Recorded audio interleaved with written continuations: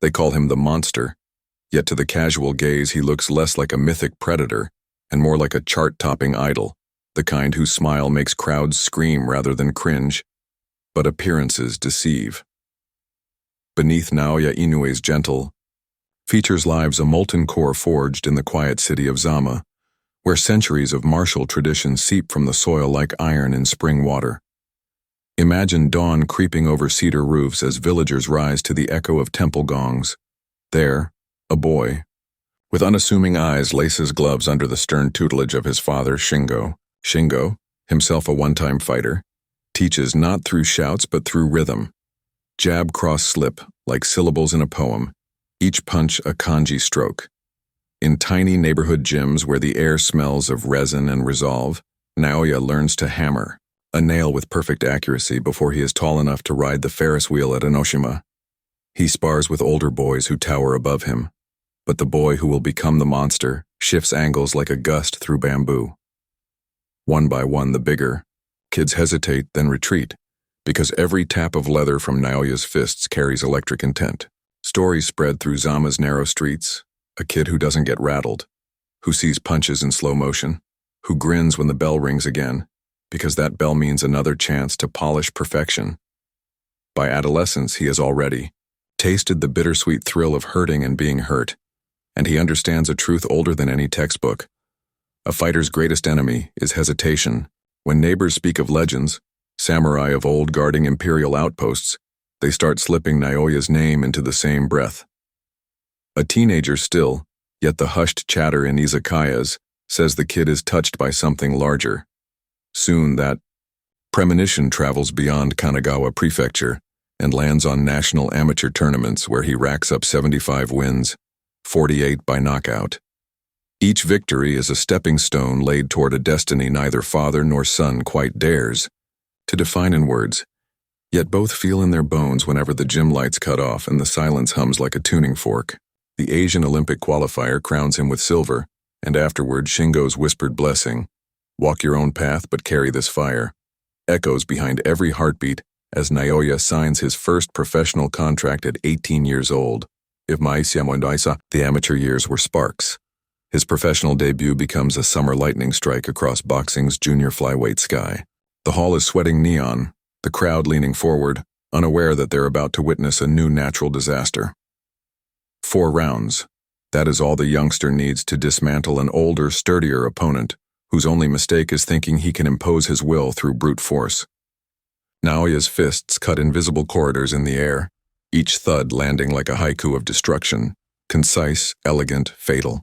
Commentators scramble for metaphors while Shingo nods once, as though he expected nothing else.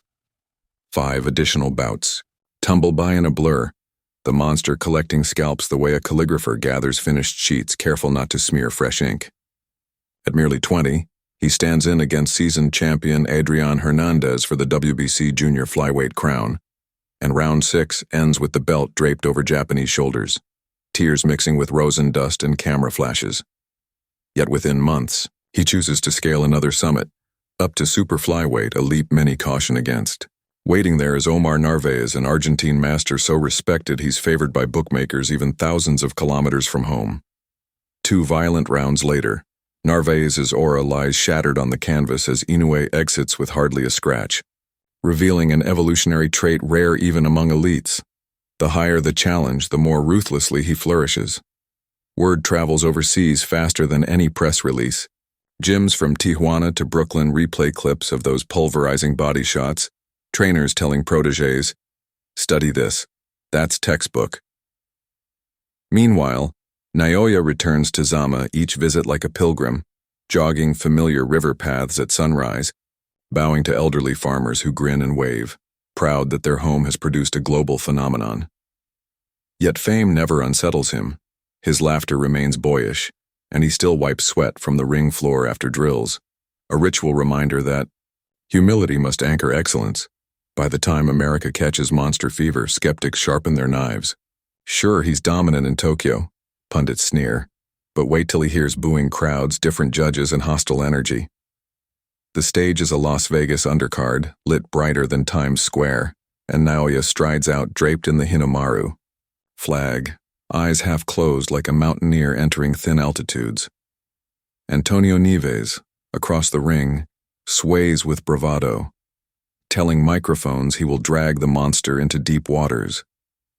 Instead, what he receives is an anatomy lesson. Ribs crack, breath vanishes, and hooks outline fault lines in his guard. Between rounds, Nieves' corner urges him to throw more, but every jab invites gladiator math.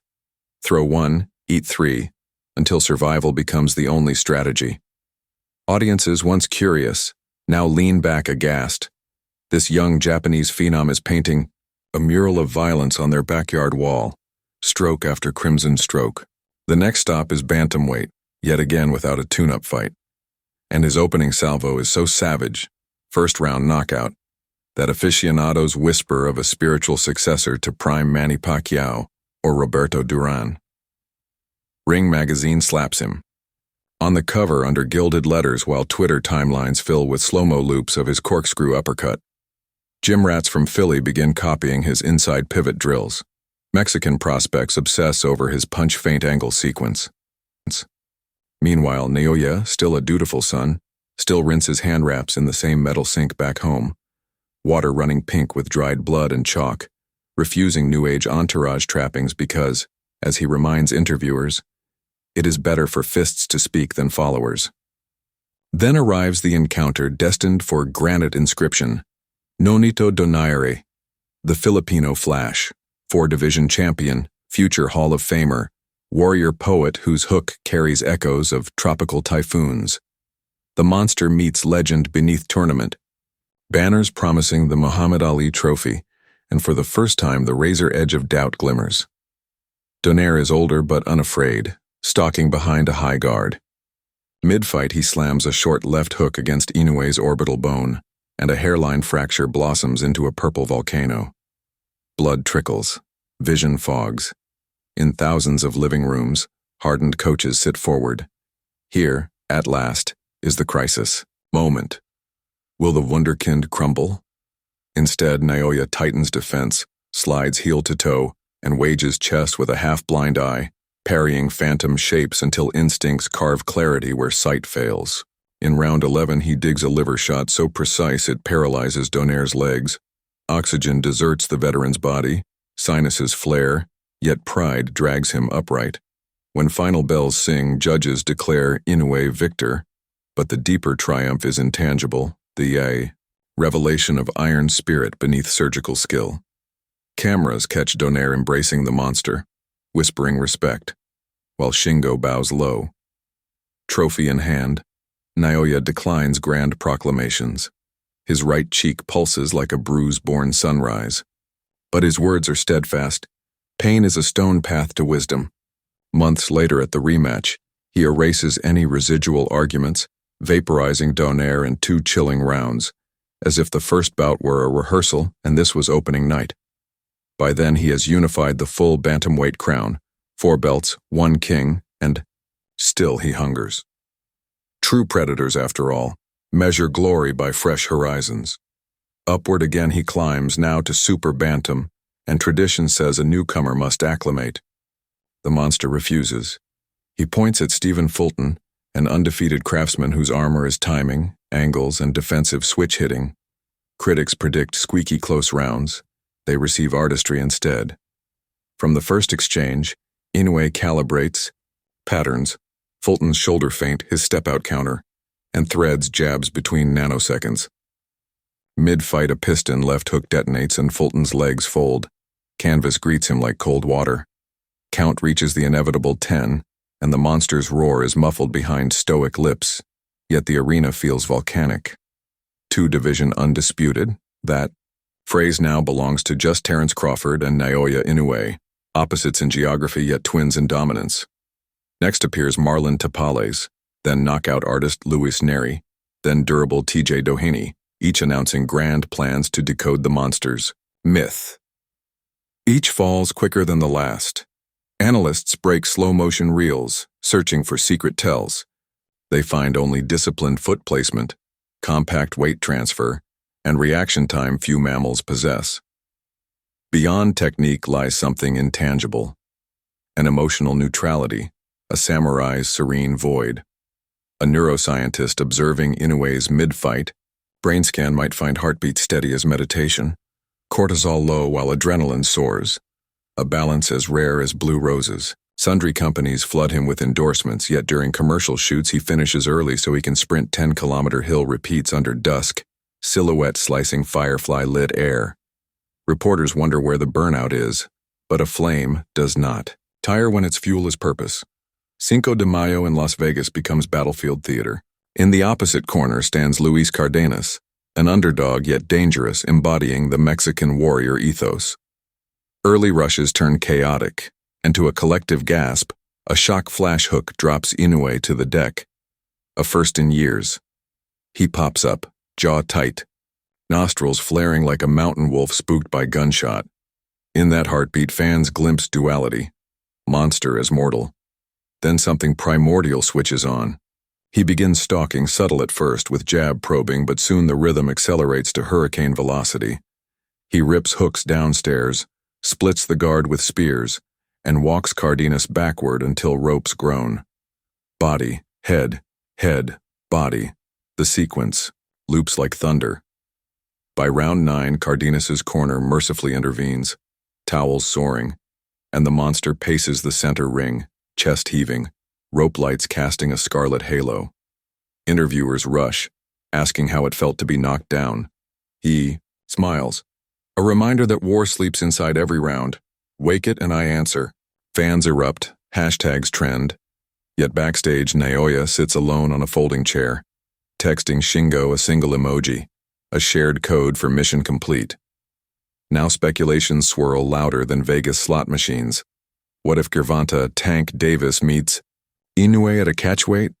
What if the monster beats featherweight titleists, then lightweight? He shrugs, eyes unhurried, repeating the mantra. One step, one breath, one perfect punch. Zama's relatives still gift him homemade onigiri, and he bows, as gratefully today as before the world knew his name. Children clutching Sharpies gather outside gyms, and he signs every glove, because in his mind, legacy isn't belts in a glass case. Legacy is how many hearts you ignite to chase their own mountain peak. Sports historians debate placing him among Sugar Ray Robinson, Henry Armstrong, and Willie Pep. Modern analysts run algorithmic comparisons, but algorithms cannot quantify mystique. He is that story fathers tell sleepy sons, of a quiet boy who became thunder. That memory mothers recite as proof that elegance may coexist with ferocity. And somewhere buried in his own subconscious, the little boy who once pounded nails straight into wood still guides his knuckles, reminding them to land true. Where does it end? Maybe with 50 wins and no losses. Maybe with a final bow in the Tokyo Dome packed beyond capacity, fireworks mirroring uppercuts both glorious and brutal. Or perhaps it ends the day he awakens and feels no hunger for dawn roadwork, though those who know him scoff, for monsters rarely retire. They merely slumber until myth demands resurrection. Until then, Naoya Inoue remains boxing's quiet cataclysm, a riddle scribed in punch combinations, a son of Zama whose fists narrate poetry of precision, power, and pride every time the bell tolls. Disclaimer. This narrative is a creative retelling of publicly documented events and opinions surrounding Naoya Inoue's boxing career, crafted for storytelling purposes.